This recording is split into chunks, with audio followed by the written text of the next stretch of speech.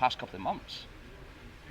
If I'm honest with you, I've not really felt focused. I'm not being 100% myself. Why? Have you worked out why? Yeah.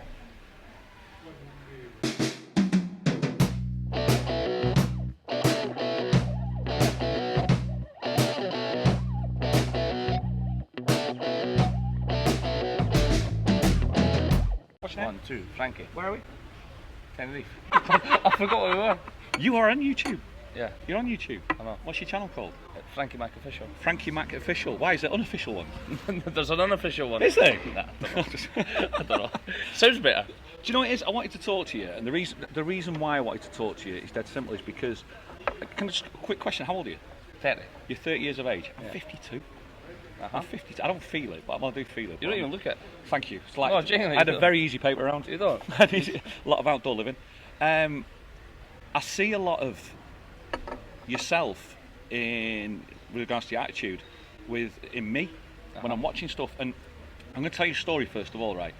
I was 17 years of age, which was 35 years ago. I thought about this story again today. I'm 17 years of age. I was a barman at a golf club, training to be a professional golfer, right? And I'm working nights, and there's a dinner dance thing on, and I'm at the bar and the waiters. And there are a load of waitresses that come in. These waitresses come in regularly, and there was Irish ladies, elderly ladies, and they must be dead now. They're my One of- favourites. I know, she's called Kath, this lady, anyway. She said to me, they were sat out the back having a cigarette in the break time, and they were talking about what you're doing and what's going on. So what are you going to do? Said it to me. She went, oh, you'll be all right anyway. It's the way you act. You're going to be a success at whatever you do. And she said that to me, and I was 17 years of age, That's right? always stuck with you. I've never forgotten it. I've never forgotten it. And I think you've most probably had a scenario the same. I don't know if you have, but you've got that same drive that I would say, you're going to be all right anyway. You know what I mean? Even when I done car sales and stuff. I when did was car a- sales. when I was, it's mad. Like when I was an entertainer, and I have heard it, but it kind of just goes over your head. Like Yeah. anything that I've ever done, and I know this sounds a bit cliche, a bit cheesy, like, but I want to be the best at it. Like I don't want to be better than anyone. That's impossible. But I want to be the best at what I do. Yeah. Whether it be a top salesman Yeah. for Arnold Clark, whether it be the most write-ups on TripAdvisor as an entertainer, as Yeah. a rep. You know, I wanted to be the best at what I could possibly do. And sometimes I think that gets confused with, Yeah. you know, being maybe a little bit arrogant or a little bit cocky. I think for the people that know me know that I'm in that. But if you just see me one or two times, they think, who's the think he is? I think that's the link that I found, is what you said before about trying to be the best at anything you do. I wanted to be the best that I did at golf, and I wanted to be the best at doing car sales. I did the car sales. I did 17 years car sales. Did you? Yeah, I went all the way up. I ended up looking after Evans Halshaw sites in Scotland, funnily enough. Did you? I did Edinburgh Vauxhall.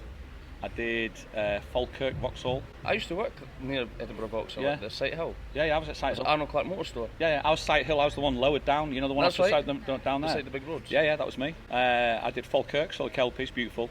Did. What did you do? Falkirk. Falkirk, yeah. Falkirk. Falkirk. Falkirk. I learned. Carcadi.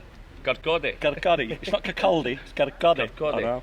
I absolutely loved it. The Scottish, when you get to Scotland, you don't understand the passion and how passionate they are about the Scottish flag. Yeah. About their patriotism. Yeah. It is incredible, their nationality. I've never seen anything like it. An Englishman doesn't have that. I don't believe it, but I've done that. I went to Scotland and I saw it, and it was amazing. Honestly, the first word I learned in Scottish, pesh. Fish. Pesh. I said, what's the part exchange like? Pesh. That's pesh. It means rubbish, by the way. Rubbish. Pesh. Do you know what it is? I've been thinking about the last couple of days about talking to you about what to say. Uh-huh. Do you know when you think you're meeting somebody on the way up? I think I'm meeting you on the way up.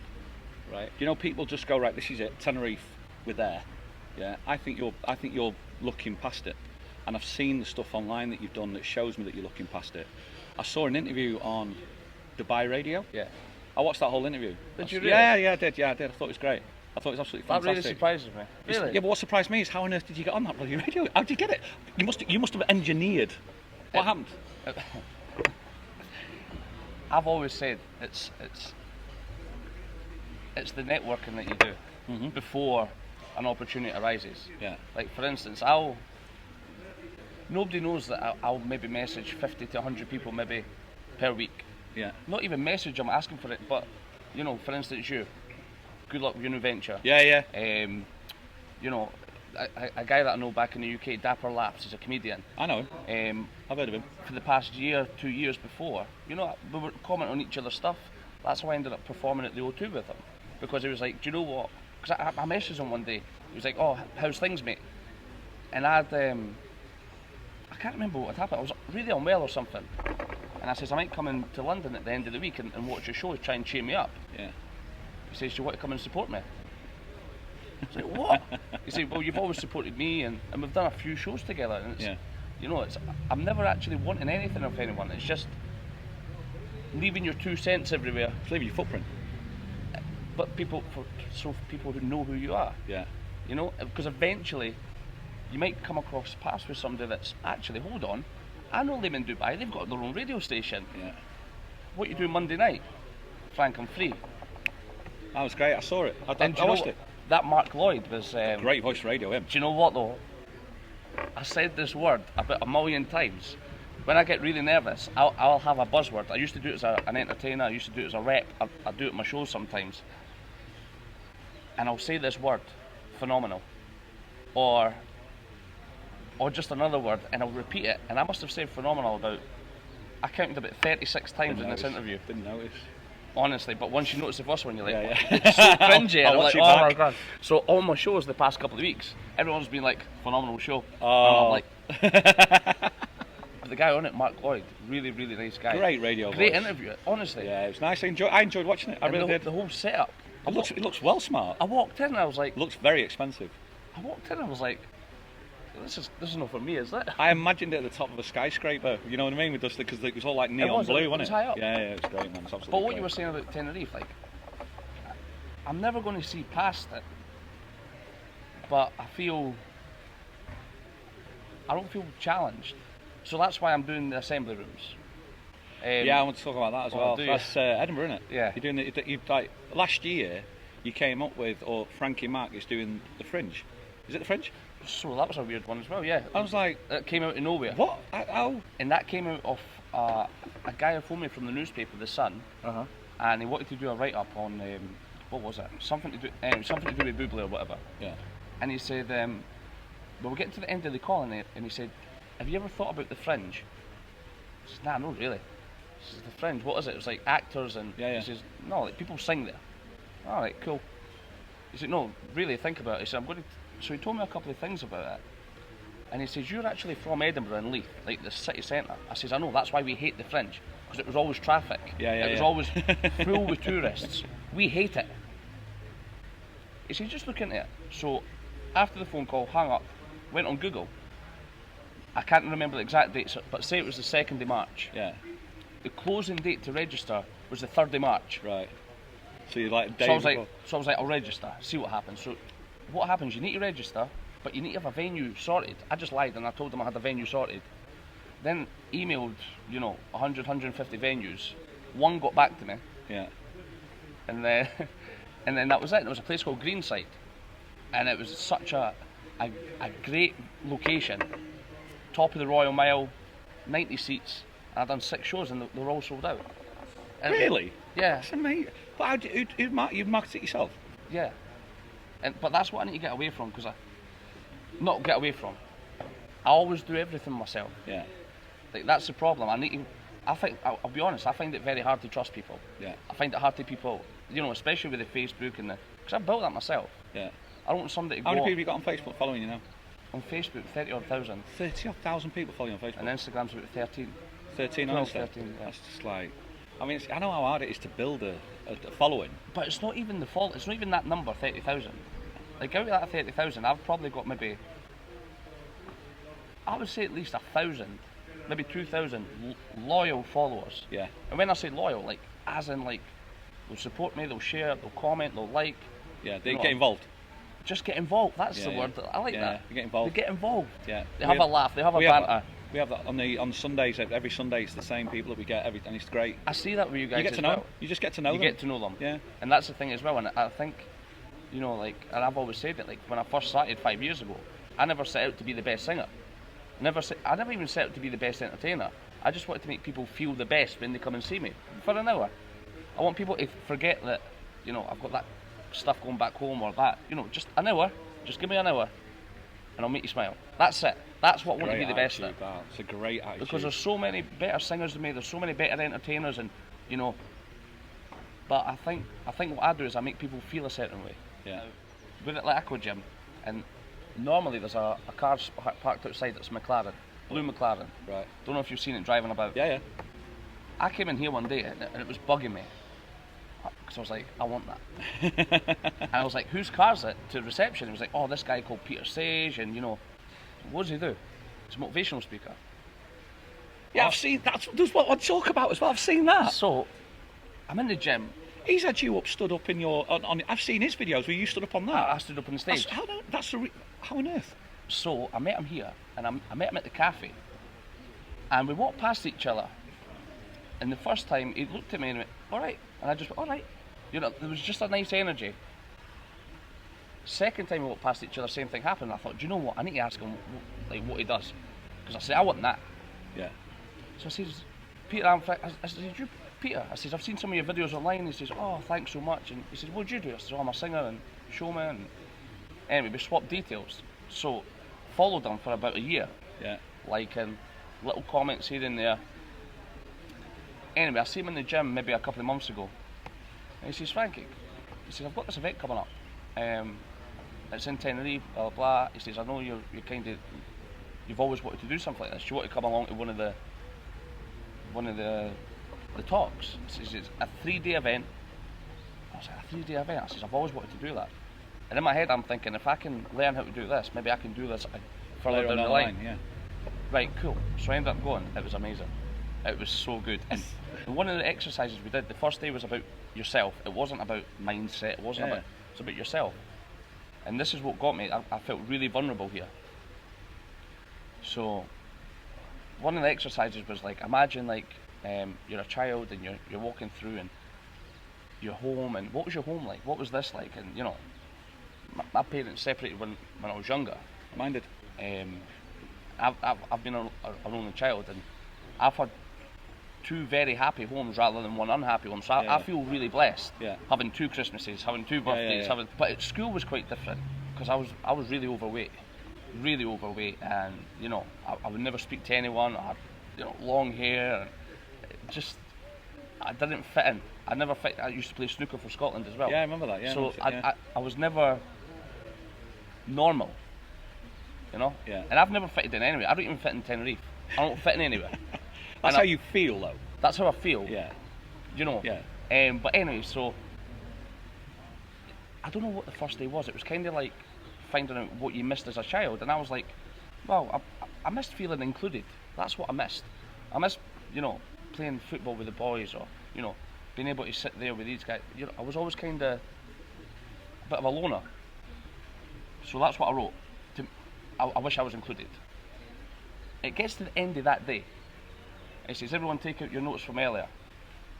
It says, section C, what you wrote. What did you want as a child? To feel included. Whatever you've written down on that piece of paper, there's 400 people in the room. Yeah. It says, that's your gift.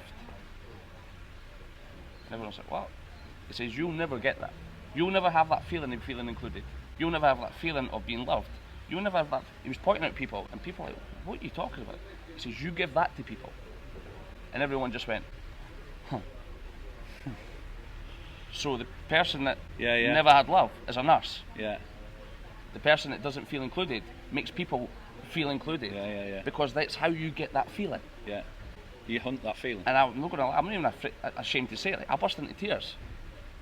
Because it helped me. I just went, yeah. Maybe I'm not weird.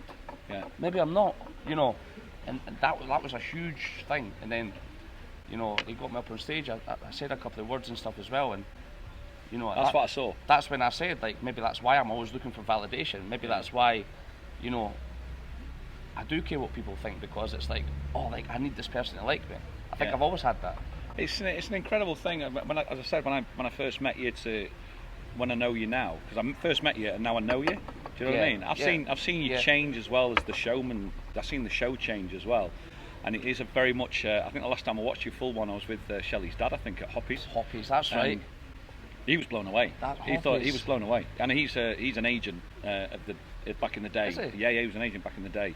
very successful one across the northeast. Wow. And it was very, very admirable of yourself. I thought it was a great show, and it's not just me going. It's almost like the validation going. I told you, I knew he was good. No, he's no, he's good, and it was nice. It was great. The thing about it for me though is always that always lingers behind you, always comes along with you, is your lack of self-belief. Yeah. Or lack of self-confidence, or humility. I don't know what it is. There's something there that almost what holds you back drives you forward. Huh. Does that make sense? So, I had a conversation yesterday with somebody here about that, and they used a phrase. We've not pre-talked about this, either. No, but they used a phrase called imposter syndrome. Yeah. And I've heard of it before, but the way they explained it was like, you know, you don't really believe you're good enough to be where you are, hence you drive harder. I think that's what I have. So like stuff like Tony Christie, stuff like selling assembly rooms out. Yeah. Like, that's 750 seats. I've had to pay for the venue. I've paid for the band. I've paid. You know, we're talking high 5 figures out of my own money. And I'm like, but it's weird because I believe I will sell out. So it's not a belief thing. Quick plug. Assembly rooms. When is it? May the 4th. May the 4th. In Edinburgh. George Street. Yeah. Link for the tickets below in the description. Frankie will give it me and I'll just put it in below. Yeah. Or okay. just go to How are the tickets doing? Class. So we've done like 400 odd tickets. Brilliant. And it's in May. I've had it's going on an Edinburgh sort of What's On magazine and stuff as well. They called me the other day and says, look, we're happy to help you out. Fantastic.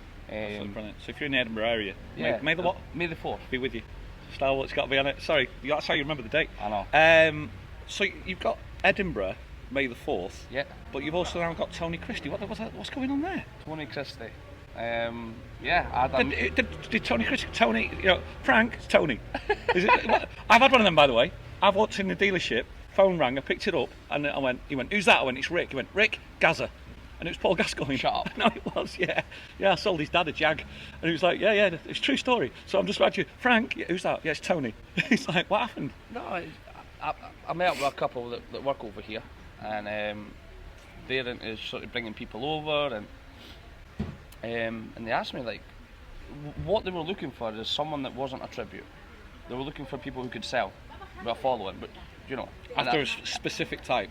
Yeah, like a size like 1,600 tickets, you know, you need some sort of following. So they said to me, look,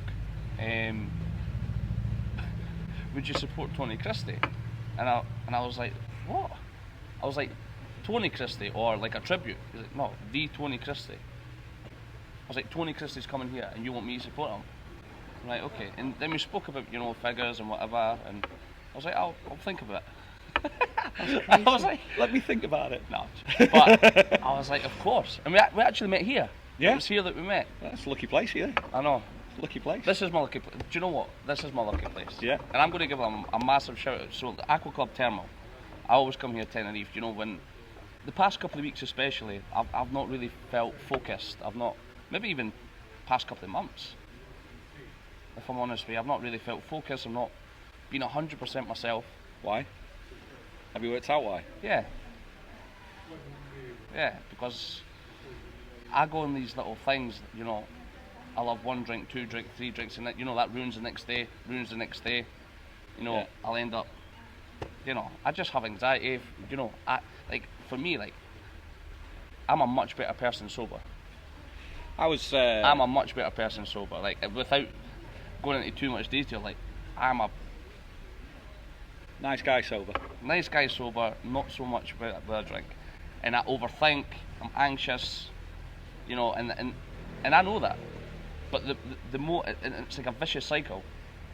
Because I was going to say, the more I feel lonely, the more I want to use an escape to drink. Yeah. But then the day after, I feel lonely again. And I'm like, well... What's your go-to drink? Vodka. Vodka? Oh, same here. Nightmare. Same here. It's a nightmare. And honestly, this place has saved me. Yeah. Honestly, I owe everything to this place. Miguel, the personal trainer here, because not many people, you know, see that. And I've got, like, I can't officially say it, but like, I've been speaking to someone about it. Like, I can't say I've got ADHD, but I have. Yeah. People on channels think I have. There's a couple, Deep Pete, I'm giving you mention now because he Really? always goes, yeah, he thinks about ADHD. Well, I've been speaking to someone, and it's mad for what you realise. So when you've got ADHD, you actually lack dopamine. Yeah, you search for the dopamine. You search for the dopamine, so like, I'm fine not having a bet on a Saturday. Yeah. But if I have a £10 bet, I'll have a £200, £300 bet, which goes to 500, which goes maybe not that extreme, but you know, it's an addiction thing. I can't. It is. It's an addictive trait. It's a thing for us. Everybody. For me, addiction is a scale, and some people have it bad, and some people don't. Now, I have a bad addiction. I'll say bad addictions because what I do is, if I pick up golf, I have to be the best at it, and I live it. And car sales the same. Sorry, what you're going to say there is so true. It becomes an obsession. Yeah. Like for instance, the gym. Yeah. If I don't go, I can easily go months without going. If I go once, I'm there. Yeah. No drink. The thing about it is, if you know about the addictions, you can actually then channel them into healthy addictions. Yes. And that's what I do. And you need to swap them. Like, that's why I do with YouTube. I talk about consistency because it's the addiction of YouTube that I do it for. Like, you know, Leon Cormack. Yeah. Playing tennis with him and the boys now. You know, I'm loving tennis. I'm loving getting a run about, and then you don't. It's weird. Like, your mind just opens. It's so I don't know how to explain it. No, I'm always in my own head a lot of the time, and it's. We've talked about a lot on the channel in the past about the addictions and the addictive traits, etc. So I think if you've watched it in the past, you'll know exactly what we're talking about. The fact is, you're channeling it into healthy stuff, which is good. Yeah. But you also know what happens if you channel it into not healthy. Not healthy. Yeah. Honestly, not healthy stuff is. It's just that I hate the person I am. Yeah. I hate the person I am when I'm out. I don't like it. Yeah. You know, I'll wake up in the morning. What have I said? Or what? You know. Yeah. And it's the same cycle. It's like, why do you keep doing it? Do you know what I mean? Einstein said the definition of insanity is repeating the same thing over and over and expecting a different result. Yeah. So it's like, nah, just focus on the gym, bit of tennis, you know, and it does. It clears your head. That's clever. I've been too long here. Do you know what it is? It depends how interesting the subject is. If it's a boring subject, we've done in 5. Cheers, Frank. No, it's. I don't put a time on it. Yeah. It's just what it comes down to. There's no set structure because I don't know what I want to ask, but I just know I wanted to speak to you. It sounds weird though, but I come across people like that and just go, no, I want to speak to you. Yeah. And it's just I find it of interest. Yeah. And it's just like yourself. I think your story is of interest, and I think it's of interest to people who. And I think, like, I'll tell you how it is. Like, as hard as for me to say some stuff, I was like, I'm just honest with you. Yeah. But I think what it comes down to is it's the shackles that hold you back are the ones that push you forward. I think that's the thing that we've got in common. Yeah. I think that's the common ground that we have. So I think it's just that's the reason why I wanted to. And there's a lot of people on the channel who have common ground with me. Therefore, they will most probably have common ground with you. And that's what it comes down to. Do you know I heard a quote yesterday from James Corden? Yeah. So I watched it yesterday, and there were so many things that rang true. But there was this one thing that they had said. He says, sometimes like you think you've got this amazing thing, and he says you never want to let it go. A relationship, a job, whatever. And he says it's like a balloon. You tie it on your wrist, like you don't want to let it go, so you'll tie it on your wrist, right? Eventually that magic's just going to fade. The air's coming out of that balloon, so you're just left with it, you know. So you have to let it go. And he says sometimes the thing you're holding on to is the thing that's holding you back.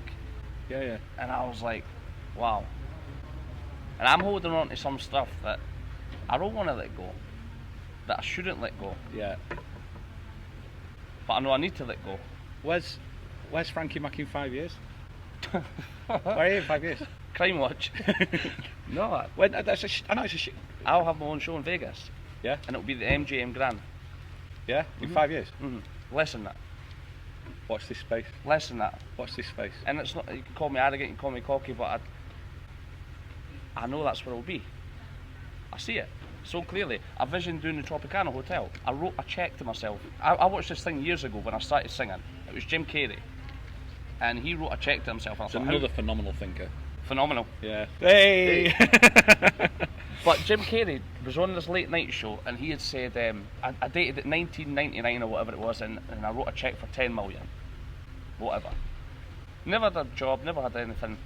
And then 5 years later, it was Dumb and Dumber. Got paid 10 million. So I've looked at it and I thought, what bloody pish. Yeah, pish. And I thought, do you know what, I'm just going to write this. So I remember I was with my little cousin, Liam. I got one of his pens and I drew a cheque. The Bank of America. I wrote a figure, was nowhere near the figure. But I wrote the Tropicana Hotel because it was the only hotel that I knew in Vegas. I'd never been to Vegas at the time. Yeah. I never knew I even wanted to be in Vegas at the time. I never knew I wanted to be a singer at the time. Yeah. But I wrote the Tropicana Hotel, and then last year I performed in it. This opportunity came up, and somebody says, look, we've got this show that you can do, but it's going to be here. I've watched it. And I was like, that's inside the Tropicana. And I've Googled it and I thought, nah. So I've been focusing the past couple of years on like manifesting, law of attraction, just speaking into the universe. And that's why some people get confused. Like what I've just said there, having my own show in MGM. Yeah. Will it happen? I don't know. But if I don't say it, I know it's not going to happen. Yeah. If I say it, there's a good chance it might. Because somebody might watch this and say, actually, my uncle works at the MGM. Yeah. A guy works at the Scottish Football Association. Vice President of the Scottish Football, SFA, was here. Met him at the gym. And he was asked, because I had the Scotland top on. Yeah. He says, I recognise your face. He says, oh, I'm a singer here in the island. All right, we've got chatting. I says, maybe you can help me fill one of my dreams. He says, what? I says, I want to sing Sunshine on Leith at Easter Road. He says, I don't know if I can do that, but he says, what I will do. He says, I control and run Hampden. He says, if Hibs get to a cup final, which just never can happen, if Hibs get to a cup final, he says, I'll make it happen. And that's just one conversation with a person. Yeah. You know, and then he came and saw me at Sunset Plaza last week, met his son, and just a lovely family. Yeah. Really nice people. And you just never know who you're going to meet, or you never know who's going to be in the audience. So that's what I love about it. That's great, mate. It's great. Even on your channel, you never know who's watching. You never know. Tell them to subscribe though. You need to subscribe. Yeah, subscribe. It's free. It's free. Do it now, mate. We're going to end it, and the reason why we're going to end it is because I think we could talk for hours. I really do, and I think if people in the comments want a bit more of it, just let us know. I appreciate your time. I really do, mate. Honestly. Thank you. Pal. You are on the way up, without a shadow of a doubt. That's all I you. see, and I just wish you all the best with it. Wish you all the success in the world. I think you're going to do it. Thank you so you'll much. get there. And I wish you and Shirley the best as well. See you guys on the next Cheers, one. guys. See you soon. All the best. Cheers.